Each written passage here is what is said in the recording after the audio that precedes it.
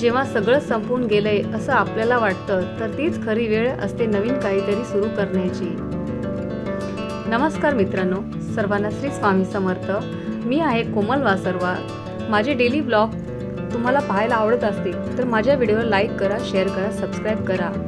सकाळी 8 वाजले होते आणि माझ्या कामाला सुरुवात झाली। मी माझे काम लवकरच सुरुवात करते। आज काही सकाळी पाऊस वगैरे काहीच नव्हता, त्यामुळे माझे काम पटापट करायला सुरुवात केली। रात्री मी भिजत घातली होती मटकी, मूग आणि मटकी। सकाळच्या नाश्त्यासाठी मटकी खूप आरोग्यदायी आणि चांगली आहे। आणि माझे घरातले काम भांडे वगैरे घासून झाली आणि भांडे घासून झाल्यानंतर मी किचन क्लीन करून घेतला, ओटा पुसून घेतला आणि मला देवपूजा करायची होती। आज एकादशी आहे म्हणून मी देवपूजेला सुरुवात करायला घेतली। खूप दिवस झाला देवपूजा माझी झाली नव्हती, त्यामुळे मी आज देव वगैरे स्वच्छ करून घेतले आणि पूजेला सुरुवात केली। आणि त्यानंतर मला आज जेवण बनवायचं बाकी होतं।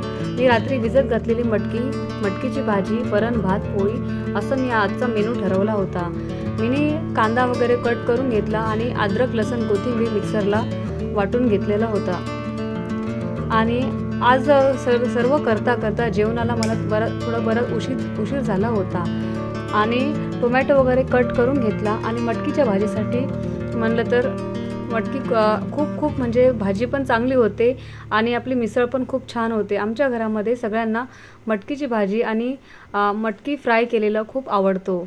तुम्हाला पण आवडत असेल तर माझ्या कमेंट बॉक्समध्ये नक्की तुम्ही कमेंट करून सांगा।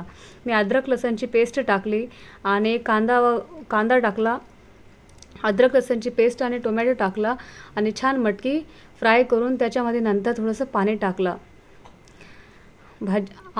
रस्सा भाजी खूप मस्त होती। तुम्ही पण एकदा करून बघा आणि खाऊन बघा, चवीला पण उत्कृष्ट लागते। ही भाजी एकदा ट्राय नक्की करून बघा। जेवणाची सर्व झालं होतं आणि पीठ वगैरे मळून घेतला आणि मी चपाती करायला घेतल्या। चपात्या करता मला एकीकडे मी वरणाचं कुकर लावलं आणि एकीकडे चपात्या करायला घेतल्या। तुम्ही पण असं झटपट जेवण बनवत असेल तर नक्की एकदा कमेंट बॉक्समध्ये नक्की सांगा। लवकरच माझ्या जेवणाची पूर्ण तयारी झाली। मटकीची भाजी, भात आणि चपाती आणि मसाल्याचं वरण मी आजचा मेनू माझा ठरवला होता। तुम्ही तुमच्या जेवणामध्ये काय मेनू बनवलात मला कमेंट बॉक्समध्ये नक्की सांगा। श्री स्वामी समर्थ।